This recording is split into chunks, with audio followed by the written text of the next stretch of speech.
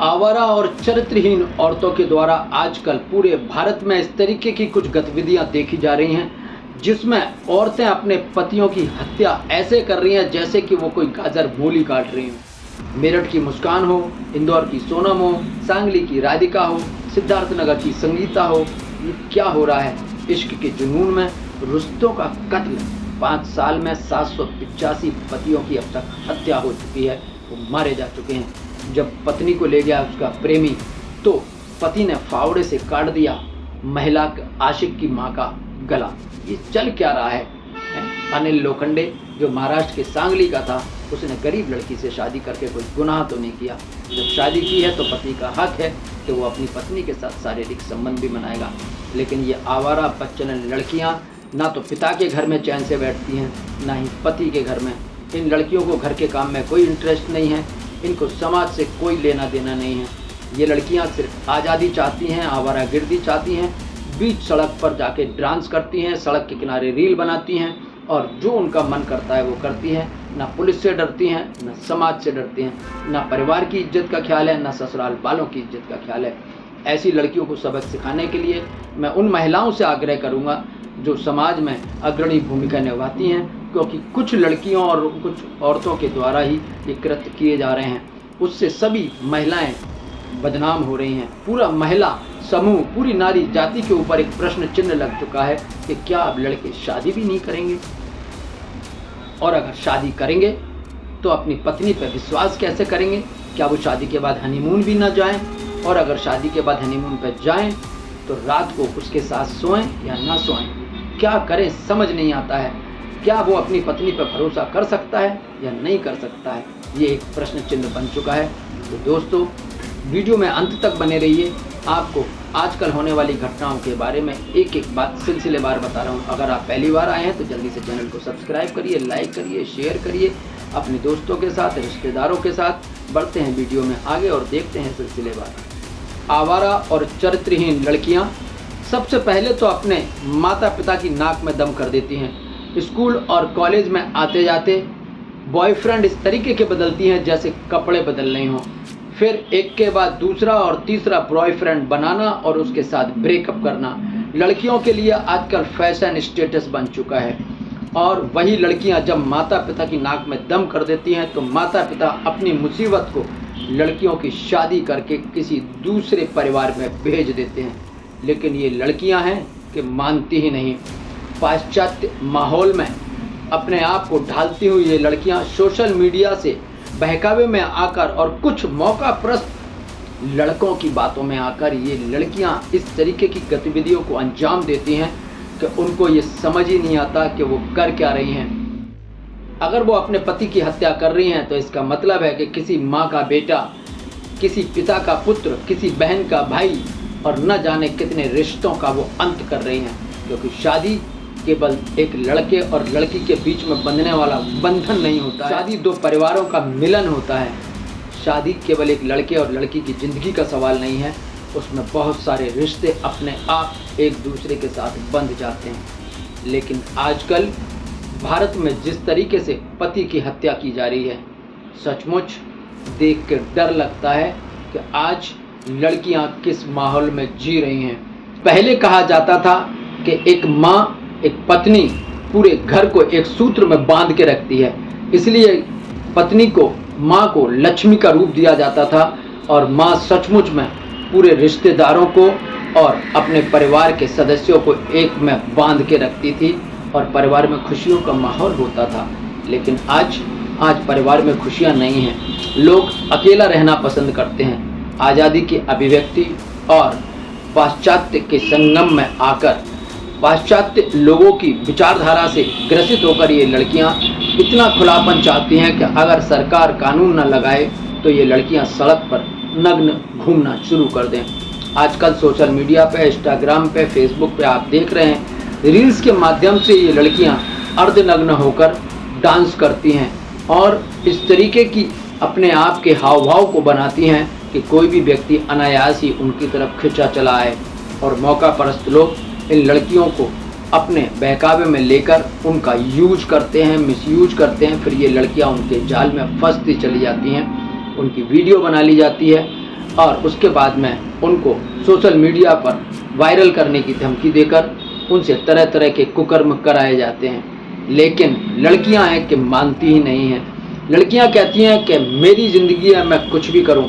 ना उनको माता पिता की इज्जत का ख्याल है, ना ही उनको अपनी इज्जत का ख्याल है, ना ही जहां जिस ससुराल में वो जाती हैं उसका ख्याल है। बस उनको तो ये है कि उनको दो चार झूठ बोलने वाले लोग मिल जाएं, दो चार बेवजह की तारीफ़ करने वाले लोग मिल जाएं और बस उनके डांस की तारीफ़ कर दें, उनके चेहरे की तारीफ़ कर दें, उनके रंग रूप की तारीफ़ कर दें। और वो जो कूले मटका रही हैं, वो भड़कीले तड़कीले जिस तरीके के डांस कर रही हैं फिल्मी गानों के ऊपर, क्या है ये सब? इस तरीके का प्रदर्शन करके वो क्या दिखाना चाहती हैं?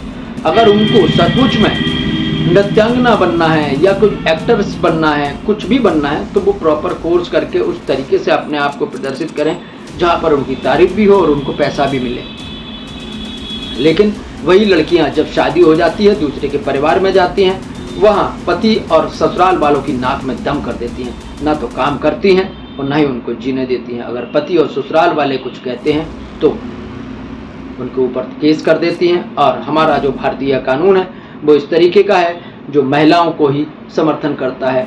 पुरुष बेकसूर हो तो भी पुरुष को ही यातना झेलनी पड़ती है। न जाने ऐसे कितने केस आपने देखे होंगे।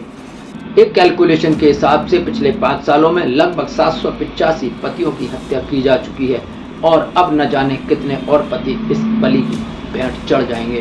तो जरूरी है कि वो माताएं, वो बहनें आगे आएं जो खुद नारी हैं, जो महिला हैं, और ये चंद मौका परस्त लड़कियां, औरतें जो आवारा हैं, बदचलन हैं, जो पूरी संपूर्ण नारी जाति को बदनाम कर रही हैं। तो मैं उन माताओं बहनों से आग्रह करूंगा, निवेदन करूंगा कि आप लोग आगे आइए और संपूर्ण नारी जाति को बदनाम होने से बचाइए।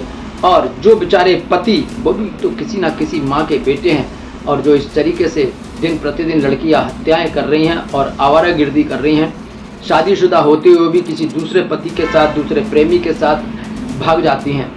मैंने ऐसा भी कई केस में देखा है जहां पर शादी के 5 दिन के बाद, 7 दिन के बाद, शादी से 10 दिन पहले, 15 दिन पहले लड़कियां अपने प्रेमी के साथ मिलकर पति की हत्या करा देती हैं या होने वाले पति की हत्या करा देती हैं। कई बार तो शादी के 5 साल, 10 साल, 20 साल, 50 साल बाद तक महिलाएं यानी पत्नियां अपने पति की हत्या कर देती हैं। अभी पिछले 2 से 3 महीने में आपने कम से कम 20 से 30 ऐसे केस देख लिए होंगे जहां पर पत्नियों ने पति की हत्या कर दी।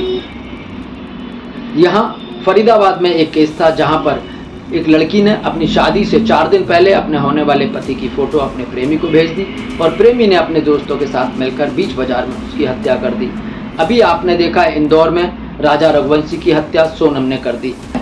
एक ऐसा लड़का, ना शक्ल से, ना सूरत से, ना इनकम से, ना उसके पास पैसा है, ना उसके पास चेहरा मोहरा है, ना कोई उसके पास अलग से कोई स्किल है, ना काबिलियत है, और इतने सुंदर लड़के को, राजा रघुवंशी को, जो पढ़ा लिखा भी था, जो पैसे भी अच्छे खासे कमा रहा था और सुंदर भी था, उसको छोड़कर न जाने क्यों ऐसे लड़के राज कुशवाहा के लिए राजा रघुवंशी की हत्या करा देती है, और वो भी धोखे से, और वो भी एक सरप्राइज के नाम पर कि हम अपना हनीमून मनाने हम जाएंगे मेघालय और ये मेरा सरप्राइज है।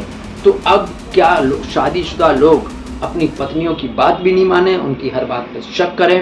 क्या करें? एक डीजीपी की हत्या उसकी पत्नी कर देती है, यानी कि शादी के 50 साल के बाद साथ रहते रहते 50 साल जिस औरत को हो चुके हैं, वो औरत खाना खाते समय अपने पति की आंख में धूल झोंक देती है और उसकी हत्या कर देती है। चाकू से इतने बार करती है कि उसको बचने का मौका ही नहीं मिलता है। एक औरत जिसकी 15 दिन पहले ही शादी हुई और वो व्यक्ति उस औरत से, अपनी पत्नी से शारीरिक संबंध बनाने के लिए आग्रह करता है, पत्नी मना कर देती है। वो दोबारा कहता है, बार बार कहता है, तो पत्नी इतनी गुस्से में आ जाती है कि पहले तो वो पति की लंबी उम्र के लिए वट अमावस का व्रत करती है।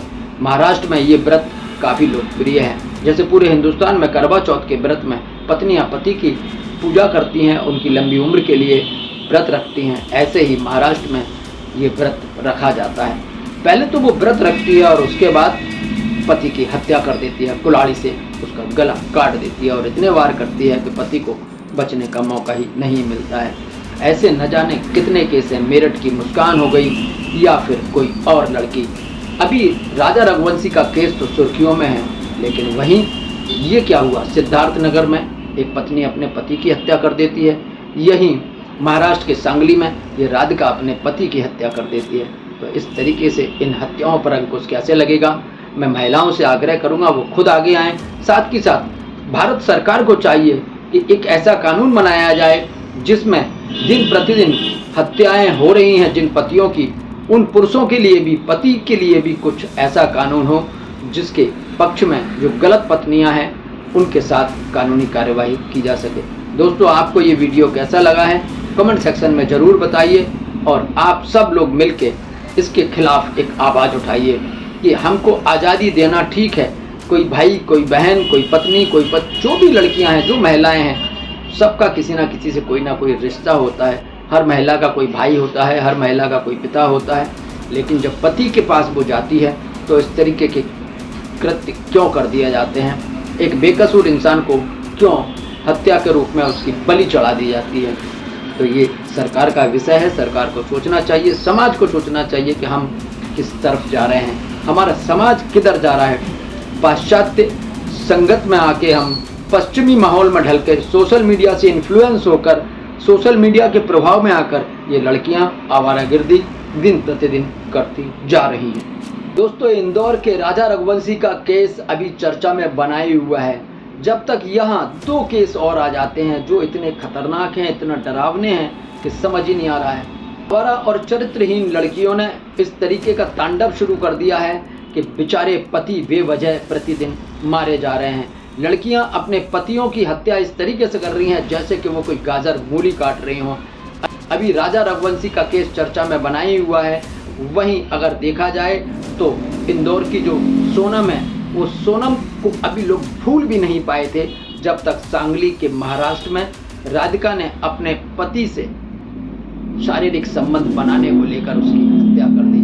पति जिसकी दूसरी शादी हुई थी राधिका के साथ में, एक गरीब मजबूर लड़की को सहारा देकर अपने बच्चों के लिए और अपने परिवार के लिए वो दूसरी शादी कर लेता है।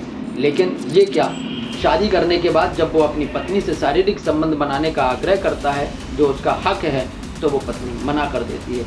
लेकिन जब वो बार बार आग्रह करता है तो वो इतने गुस्से में आती है। पहले तो वो अपने पति की लंबी उम्र के लिए बट मावस का व्रत रखती है, लेकिन उसके कुछ दिन बाद ही जब पति शारीरिक संबंध बनाने की जिद करता है तो वो उसको दुनिया से ही लंबा कर देती है, यानी कि उसकी हत्या कर देती है। वहीं सिद्धार्थनगर में एक संगीता नाम की युवती ने अपने पति से 17 साल पहले लव मैरिज की थी, लेकिन एक छोटे बच्चे 19-20 साल के लड़के के प्यार में फंसकर उस अंधी औरत ने अपने 17 साल लंबे वैवाहिक जीवन को ख़त्म कर दिया। उसने अपने पति की नृशंस हत्या कर दी। तो दोस्तों, ये समझ नहीं आ रहा है कि हो क्या रहा है।